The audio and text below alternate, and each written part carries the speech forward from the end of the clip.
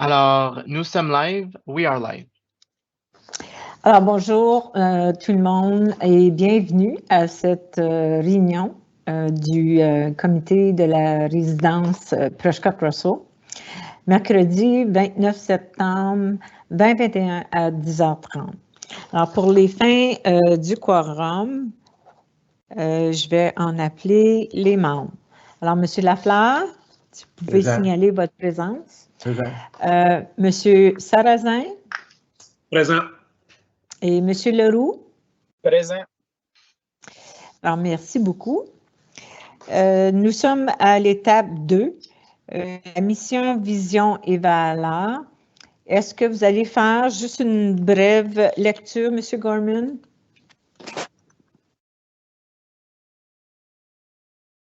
On a le document avec nous.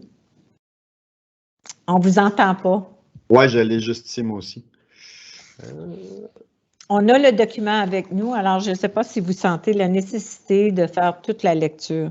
Oui, je vais prendre la vision. Donc, la résidence Prescott-Russell est une maison spécialisée de soins longue durée bilingue sous la direction des Comtés unis de Prescott-Russell qui offre une gamme de soins personnalisés axés sur les besoins de la communauté et ce, dans un milieu de vie sain et sécuritaire. Merci beaucoup, M. Gorman. Pardon. Nous sommes maintenant au paragraphe 3 de l'ordre du jour qui est déclaration d'intérêt pécuniaire. Est-ce que quelqu'un a une déclaration à déposer? J'entends personne, alors aucune. Au paragraphe 4, nous avons l'adoption de l'ordre du jour. Donc, j'ai besoin d'un proposeur et un appuyeur proposé par M. Lafleur, appuyé par M. Sarrazin, tous en faveur. Donc, adopté. Le paragraphe numéro 5, adoption du procès-verbal. Je dois vous aviser, M. Gorman, je suis retournée sur eScribe, puis je ne voyais pas dans le petit écran qui est à droite, là, le procès-verbal. Alors, je ne sais pas, est-ce que c'est seulement moi ou vous autres, est-ce que vous voyez qu'il y a un document d'attaché? Je vais partager mon écran, juste un instant. C'est ici. Ça. J'ai juste ici. Oui. Est-ce que vous la voyez?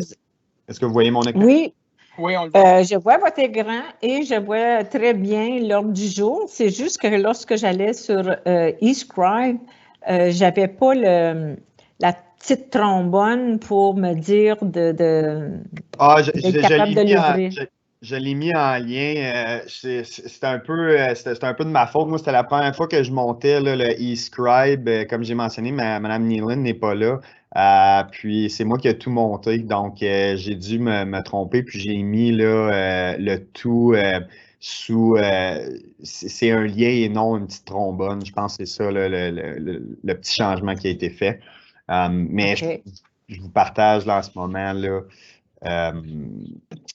Les minutes du dernier comité. OK, qui sont le 10 juin 2021, c'est bien ça? Exactement. Oui. Alors, est-ce qu'il y a, j'ai besoin d'abord un proposeur et un appuyeur, puis s'il y en a qui ont des commentaires, vous pourrez à ce moment-là faire des commentaires. Donc, proposé par M. Leroux et appuyé par M. Sarrazin. Et est-ce qu'il y en a qui ont des questions ou des commentaires face au procès-verbal du 10 juin 2021? Non, aucun. Alors, tout le monde en faveur? Donc, adopté. Au paragraphe 6, nous avons le sujet COVID-19. 6.1, le sujet vaccination. Monsieur Gorman, je vous laisse la parole. Oui, donc ce que je voulais apporter au conseil nécessairement, c'est que à la résidence, les résidents ont eu l'opportunité d'avoir leur 3e dose de vaccin. Le ministère nous donnait là, comme échéance le 8 octobre pour accomplir ça. Nous, ça a été fait le 15 septembre. Donc, tous les résidents qui désiraient avoir une 3e dose pour la COVID-19 ont eu la chance de l'avoir. Puis, j'aimerais ça aussi mentionner là, qu'en ce moment, nous sommes à 80% de nos employés vaccinés, puis nous sommes à environ là, 86% de nos résidents vaccinés. Donc, quelques résidents, là, si je ne me trompe pas, il y a 11 résidents qui ont refusé les doses du vaccin pour la COVID-19. S'il y a des questions ou quoi que ce soit, ça me fera plaisir d'y répondre. Est-ce qu'il y a des questions, M. Lafleur? Allez-y. Excuse, M. Gorman, je n'ai pas compris combien de résidents qui n'étaient pas vaccinés. Il y a environ 11 résidents qui ont pris le choix de ne pas se faire vacciner, ou la personne avec la procuration a pris le choix de ne pas faire vacciner le résident. Merci. Pas de problème. M. Gorman, est-ce que c'était pour des raisons médicales? Certains oui, certains non. Certains, c'était un choix personnel.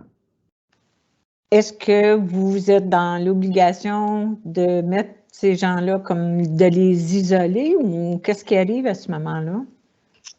Non nécessairement. Ils participent à la vie quotidienne là, des résidents, ça, sans problème.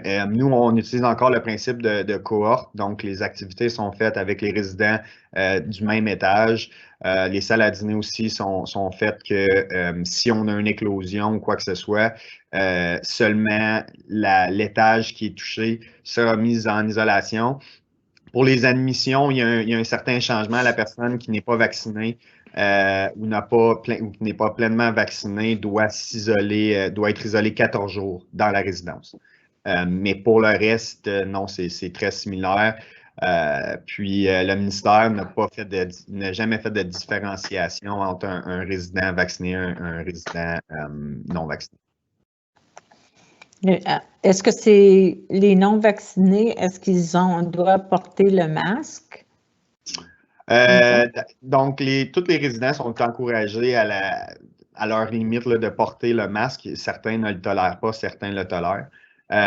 Donc, nous, la directive du ministère des Soins de longue durée, c'est que ces gens-là sont à la maison, sont chez eux. Et puis, s'ils décident qu'ils ne veulent pas porter le masque dans une aire commune, c'est leur choix. Très bien. Est-ce qu'il y a d'autres questions à ce sujet? S'il n'y a pas d'autres questions, nous allons passer au paragraphe 6.2, directive numéro 3. Oui, donc au courant de l'été, parce qu'on ne s'était pas vu depuis le mois de juin, il y a eu quelques changements. Nécessairement, tous les résidents maintenant peuvent sortir pour faire des visites à l'extérieur de la résidence. Il n'y a plus de limite au nombre de fournisseurs de soins qu'un résident peut avoir, selon la directive numéro 3. Puis, il n'y a plus de limite au nombre de personnes qui peuvent visiter un résident en même temps.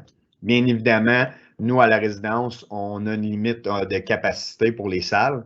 Donc, affiché avant chaque salle là, de rencontre, il y a une limite de personnes qui peuvent être présentes en même temps. Donc, oui, on est, comment je peux dire, on respecte la directive numéro 3. Toutefois, dans une petite salle, on ne peut pas avoir là, nécessairement là, 15 personnes. Donc, il y a des limites tout de même, mais c'est vraiment là, les gros changements de la directive numéro 3, c'est beaucoup par rapport aux résidents. Il y a aussi eu un changement à la politique de dépistage là, tel qu'on a mis en place. Donc, au courant de l'été, puis ça, c'est un peu là, je vous fais un peu là, les mois par mois. Au courant de l'été, environ au mois de juillet, on a reçu un mémo là, qui mentionnait que les employés qui n'étaient pas pleinement vaccinés devaient se soumettre à un test rapide de 1 à 2 fois semaine.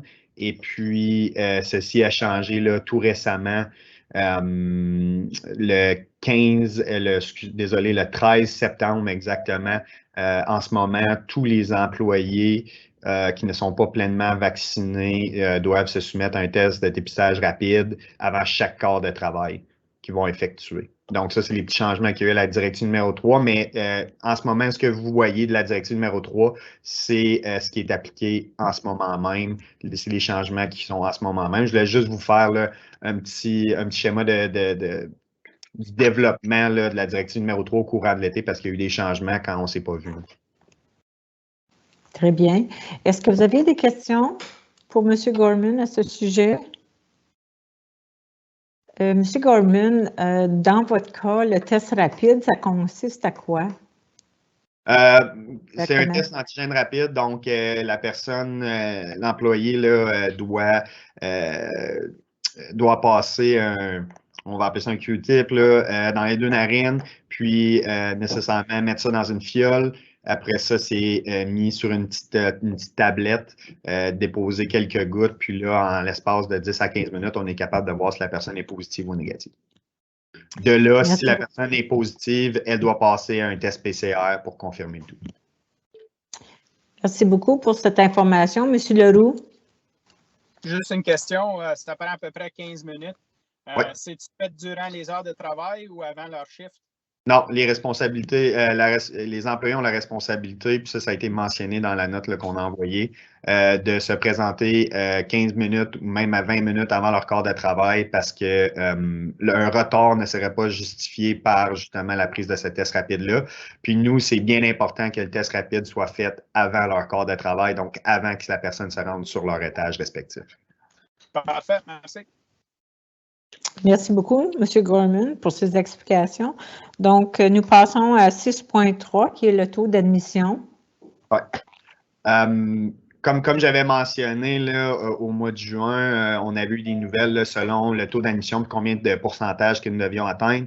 Je voulais juste vous mentionner que nous avons atteint notre objectif.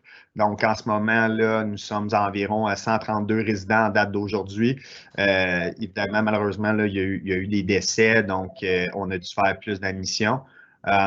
Toutefois, j'aimerais mentionner là, qu'on est là au-dessus de 90 %. Puis ça, c'est ce qu'on devait atteindre, même qu'on est à 97 %. Puis on a également reçu un mémo que le taux d'occupation de 97 % serait repoussé au mois de mars 2022. On reçoit encore notre plein financement, même si on était comme si on était à 146 lits.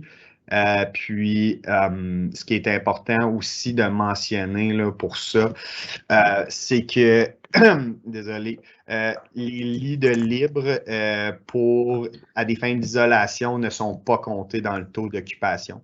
Donc, en ce moment, en date d'aujourd'hui, puis au courant de l'été, avec les admissions qu'on a fait, on a encore 12 lits de libre à ce jour s'il y a une éclosion. Très bien. Est-ce que vous avez toujours des lits de disponibles, ce qu'on appelle respite beds? C'est une bonne question. En ce moment, non. On a eu une rencontre avec Kevin Barbulic, qui est nécessairement là, le directeur du Airlist. On a posé la question, voir là, justement ce qui se produisait avec les lits de répit.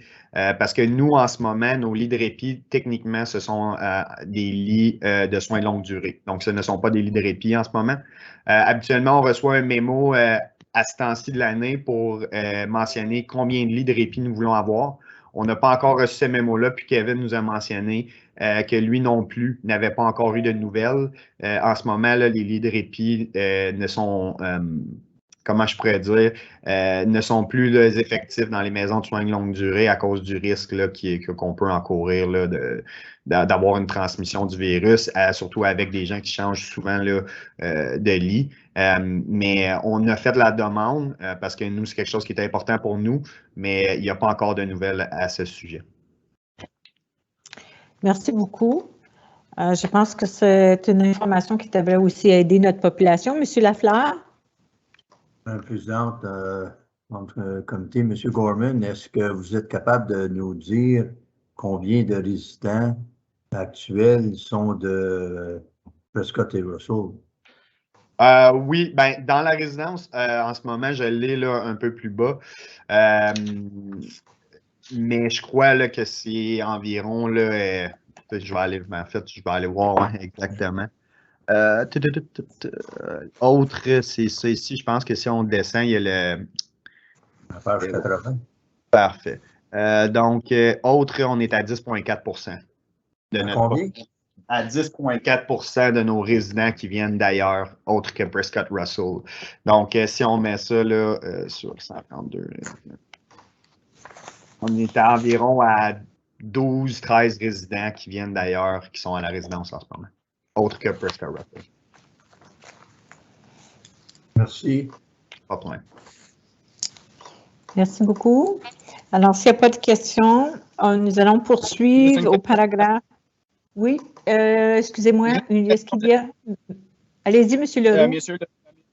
Oui, juste pour confirmer, mais le 12-13 résidents qui sont en dehors de Prescott Russell, comme mentionné la dernière réunion, ça ne veut pas dire que leurs familles sont de l'extérieur. Ça se peut que c'est des gens de Prescott Russell qui amènent leurs parents plus âgés d'ailleurs dans notre région, right? Non, puis j'avais vérifié, là, M. Leroux, parce que je sais que vous m'aviez demandé de vérifier, puis oui, c'est vrai qu'en majorité, il y a un membre de famille qui est prêt. OK, parfait. Merci. Pas de problème.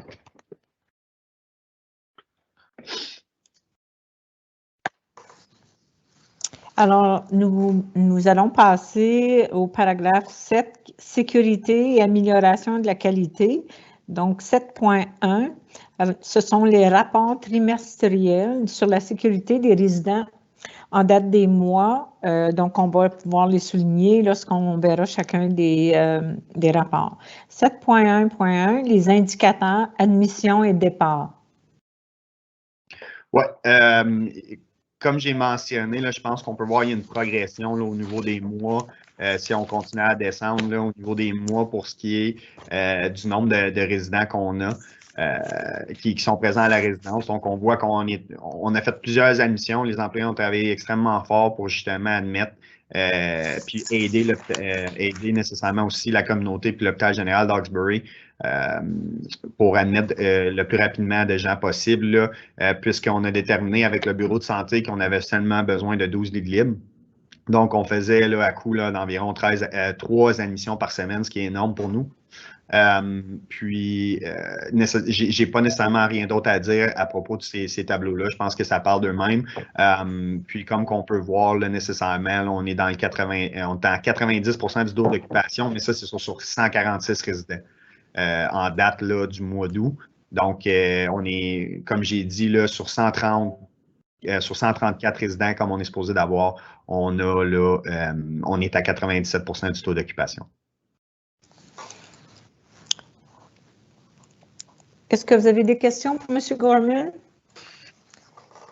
Sinon, nous allons passer à l'item 7.1.2, indicateurs, statistiques des programmes de soins.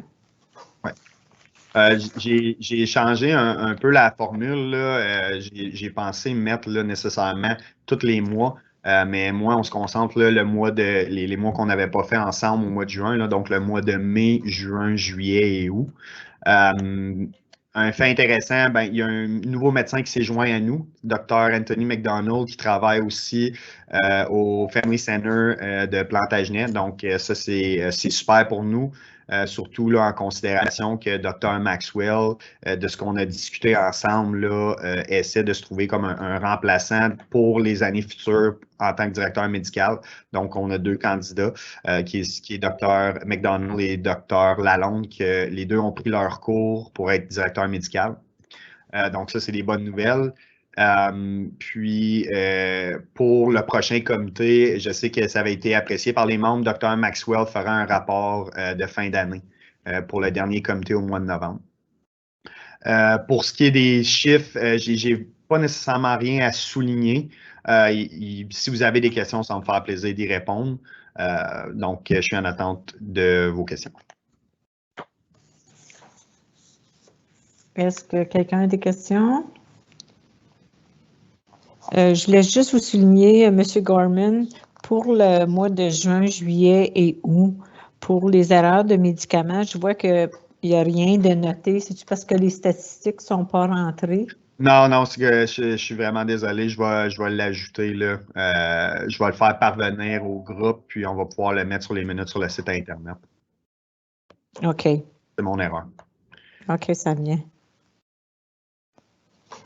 Alors, nous allons, s'il n'y a pas plus de questions, nous allons pouvoir passer à l'item 6.1.3, qui sont les indicateurs de rendement, les heures des préposés aux soins et le service des personnels. Ouais. Et service personnel, oui. Comme mentionné là, au préalable, je pense que c'est important de mentionner ça là, pour le groupe, c'est que les heures non comblées sont pour 146 lits. Donc, pour le mois de mai, juin, juillet et août, là, si on se base sur le fait qu'on avait environ entre 120 à 130 résidents et le nombre d'employés qu'on a budgété, on était à environ là, entre 500 et 1000 heures non comblées. Toutefois, c'est quelque chose qu'on travaille encore extrêmement fort. Avec nécessairement l'école CFEA, on a embauché là, environ 15 nouveaux préposés, ce qui est vraiment bon. Mais on peut quand même voir là, nécessairement qu'il y a eu des absences. Je pense qu'il y a eu beaucoup de congés de maladie aussi, là, encore une fois, pour les préposés. Puis, on voit que la lourdeur de la pandémie se fait sentir. Mais nous, pour moi, quand je regarde mes corps, mes corps permanents qui sont affichés pour les préposés sur environ une 80 corps de travail ou 80 postes, il m'en reste seulement 5 à 6 à combler. Donc, ça, je suis extrêmement content. Des corps temporaires, il y en a un peu plus de disponibles, mais ça, c'est soit des congés de maladie, opérations, ainsi de suite. Donc, ça, c'est un peu hors de notre contrôle. Ce que je vois vraiment, puis j'aime vraiment l'amélioration, c'est que nos corps permanents, donc offerts à l'externe pour des embauches externes, on est quasiment complet. Donc, c'est quelque chose que moi, je n'avais pas vu depuis que j'étais arrivé, puis c'est une amélioration qu'on peut voir.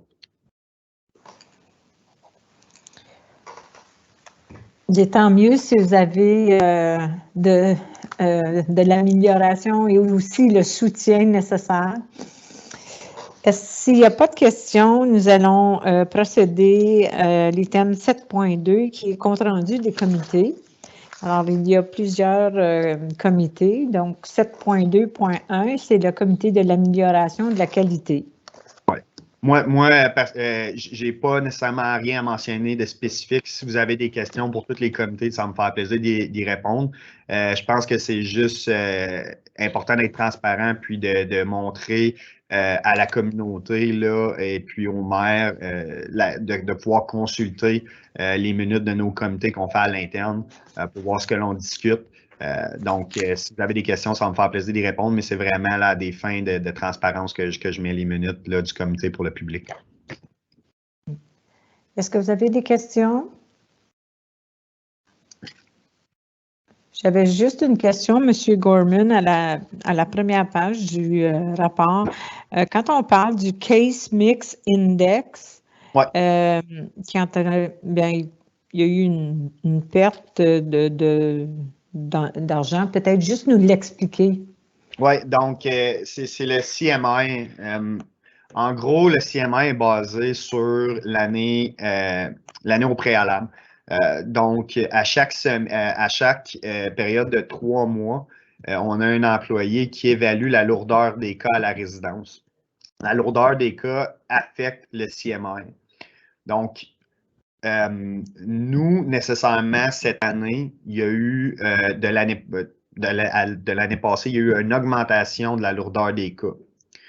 Toutefois, il y a eu une diminution. La lourdeur des cas est tout le temps multipliée avec un ratio. Le ratio est donné par le ministère des soins de longue durée. Cette année, le ministère des soins de longue durée a diminué son ratio, ce qui a fait en sorte que notre CMI actuel a baissé. Toutefois, la lourdeur des cas à la résidence a augmenté. Donc, c'est le principe, on appelle ça un CMI maison, puis le CMI actuel. Puis, le CMI maison a augmenté, mais toutefois, le CMI actuel a descendu, ce qui veut dire que le taux qui est émis par le ministère a diminué cette année. Ça reflète une perte d'environ 30 000 $ pour l'année 2021 pour nous. OK.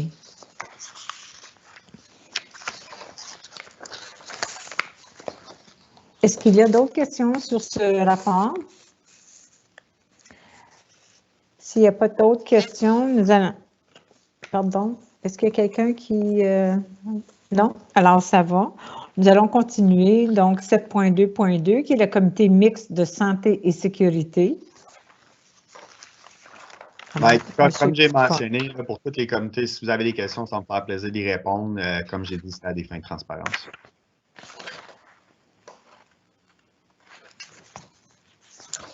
Moi, je n'ai pas de questions. Est-ce qu'il y a quelqu'un qui a des questions? Si on n'a pas de questions, nous allons procéder à 7.2.3, comité du contrôle et prévention des infections. Alors, vous avez tous reçu le document.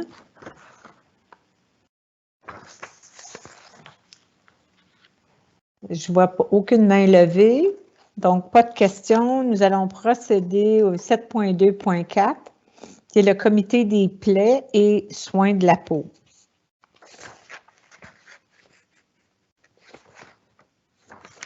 On a le rapport du mois de mai et on a le rapport du mois de juin. Oh, excusez-moi, c'est le rapport du mois de juin pour le comité des plaies et soins de peau. S'il n'y a pas de questions, nous allons continuer à 7.2.5, qui est le comité de prévention des chutes, contentieux et transferts.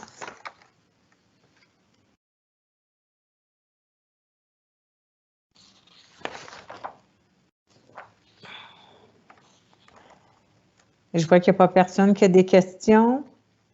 Donc, nous allons procéder au prochain rapport 7.2.6, qui est le comité de l'aspect légal.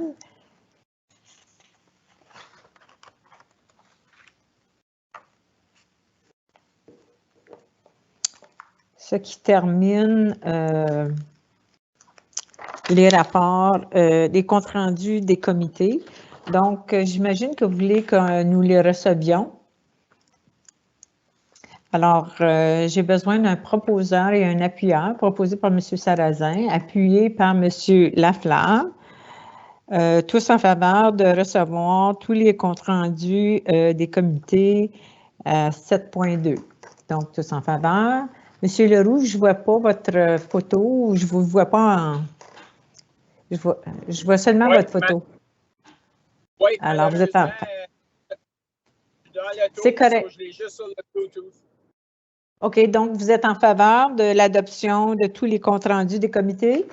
Oui. Merci beaucoup. Alors, passons à la prochaine étape, qui est modification aux nouvelles politiques. Bravo, M. Gorman, ça demande beaucoup d'acuité. Donc, je vous laisse la parole au sujet de 8.1 qui s'appelle politique de dépistage. Alors, je vous laisse nous en parler un petit peu. Ouais, donc, pour cette section-là, nécessairement, lorsqu'il y a un changement à notre politique interne ou lorsqu'il y a une nouvelle politique qu'on développe, on en fait part au maire et à la communauté. Nécessairement, on a dû développer des politiques là, concernant la COVID-19.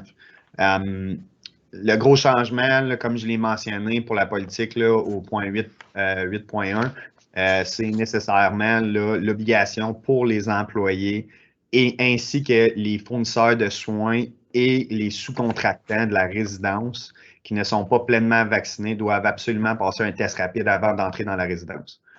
Puis ça, comme j'ai dit, c'est pas nécessairement seulement pour nos employés. Tous les sous-contractants, donc Bell, Medigaz, donc vraiment tout le monde qui ne sont pas pleinement immunisés et qui ne nous ont pas apporté une preuve d'immunisation complète doivent se soumettre à un test de dépistage rapide avant d'entrer dans la résidence. C'est le gros changement qui a été apporté à cette politique-là. Merci beaucoup. Est-ce qu'on a des questions? Si on n'a pas de questions, nous allons pouvoir passer à 8.2 concernant la politique d'immunisation, le COVID-19. Oui. Donc, nous, les soins de longue durée, on a eu là, des directives pour une politique d'immunisation au début de l'été. Elle devait être implantée par le 1er juillet. Puis nécessairement, elle se conforme à la directive numéro 6 qui a été émise là, par le ministère de la Santé.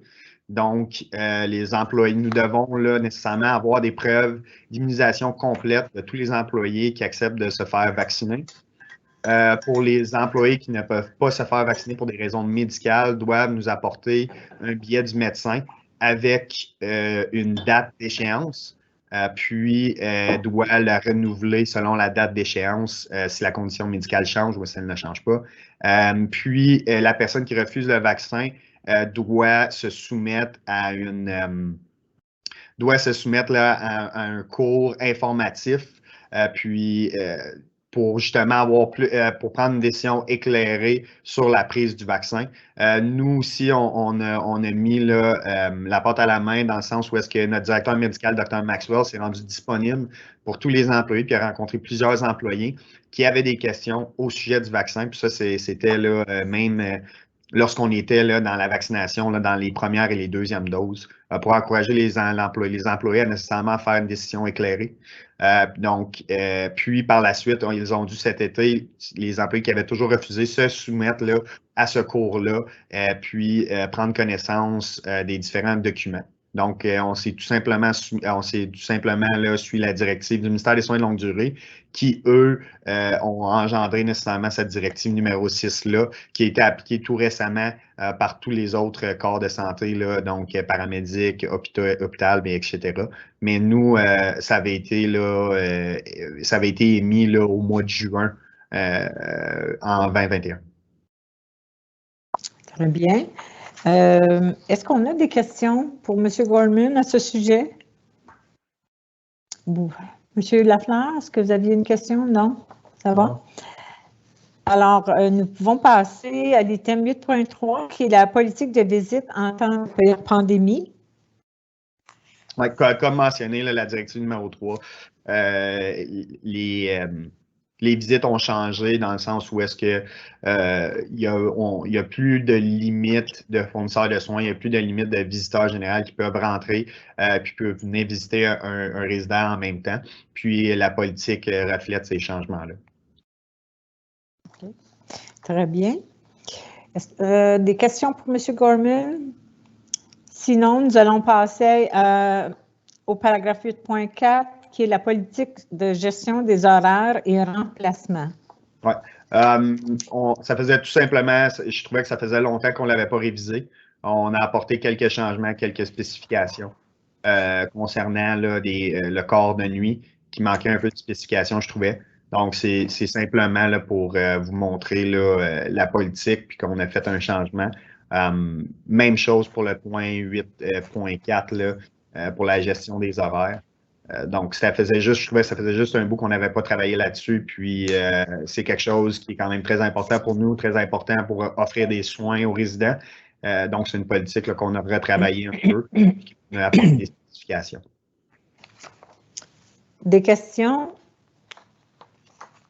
Si on n'a pas de questions, nous poursuivons à l'item 8.5, qui est la politique de dotation d'urgence.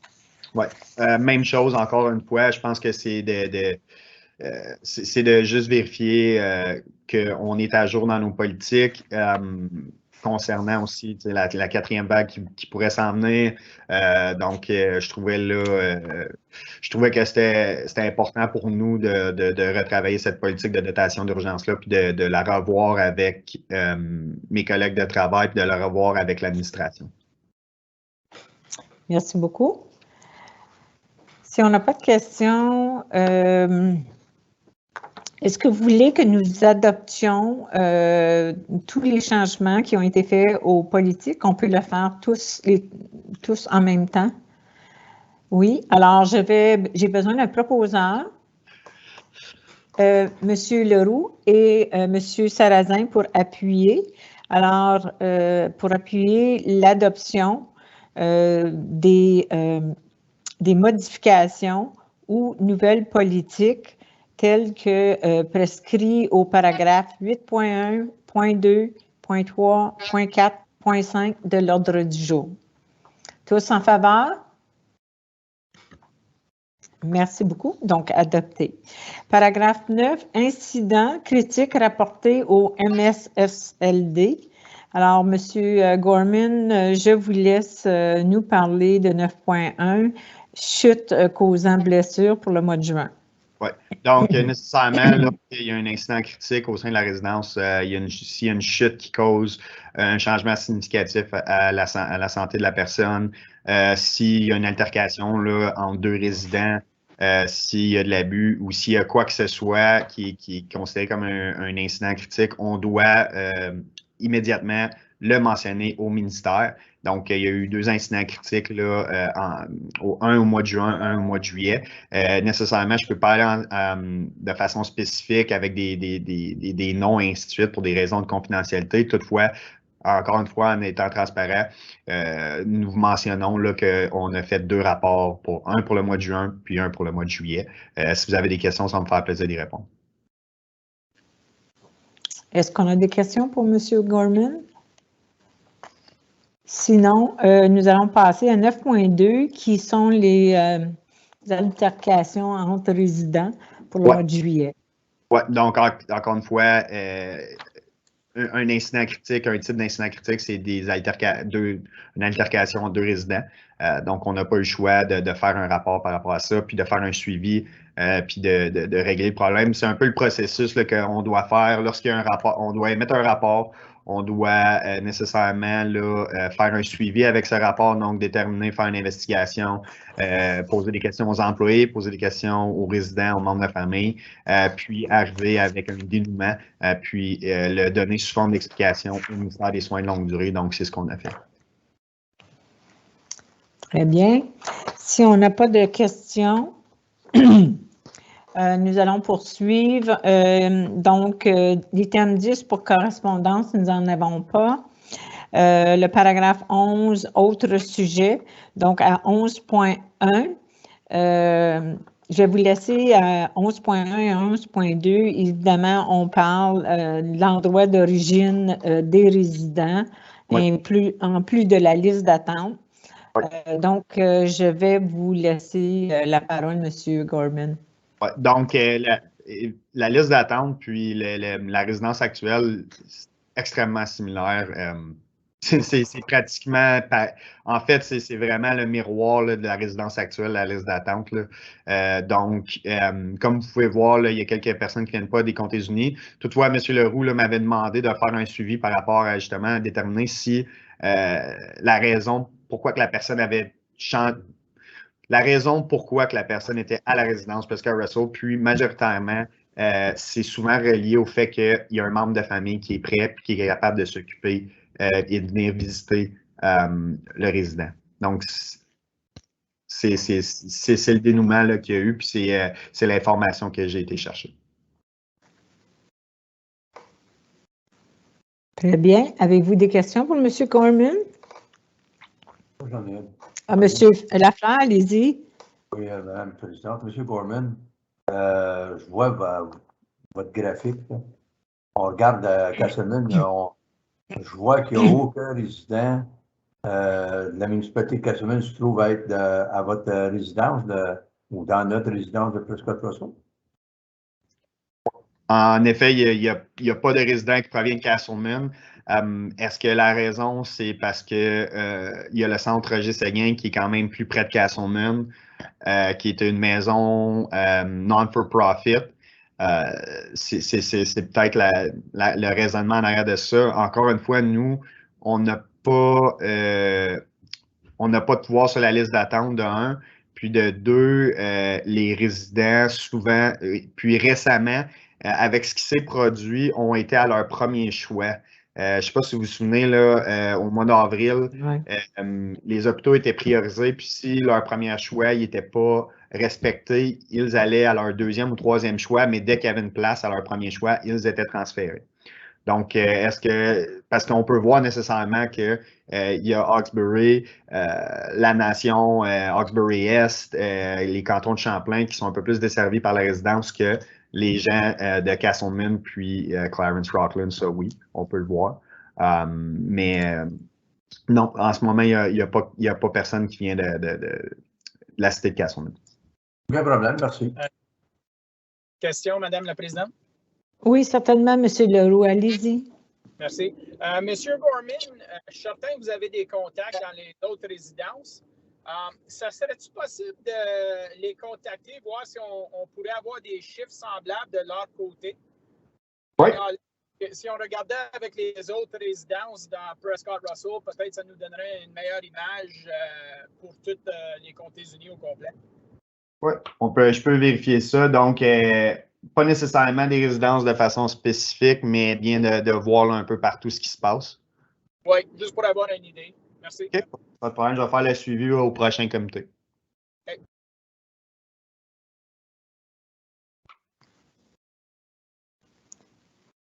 C'est noté. Alors, à ce point-ci, nous n'avons pas de huis clos. Comme nous n'avons pas de huis clos. Et pour la prochaine réunion, est-ce que vous allez nous signaler quand sera la prochaine réunion un peu plus tard? Si je ne me trompe pas, elle est au mois de novembre. Habituellement, là, on l'inscrit à la fin. Juste un instant, je vais accéder à mes courriels. Je l'ai assez vite. Si je ne me trompe pas, c'est le 9 novembre à 8h30. 9 novembre à 8h30. Puis comme j'ai mentionné, Dr. Maxwell sera présent pour faire un rapport de fin d'année. OK, très bien. Alors, est-ce que, juste avant de quitter, si nous n'avons pas d'autres questions, nous sommes à l'item numéro 14, qui est l'ajournement. Donc, j'ai besoin d'un proposeur, à proposer par M. Lafleur, appuyé par M. Sarrazin. Donc, tous en faveur de l'ajournement. M. Leroux aussi? Oui. Merci beaucoup. Alors, je tiens à remercier M. Gorman pour toutes ces mises à jour, ainsi que les membres du comité et aussi Mme Harvey Villeneuve qui, justement, prend les minutes de cette réunion. Alors, nous nous reverrons le 9 novembre 2021 à 8h30. Merci à tous et bonne journée. Merci tout le monde. Merci. Bye. Merci. Bonne journée.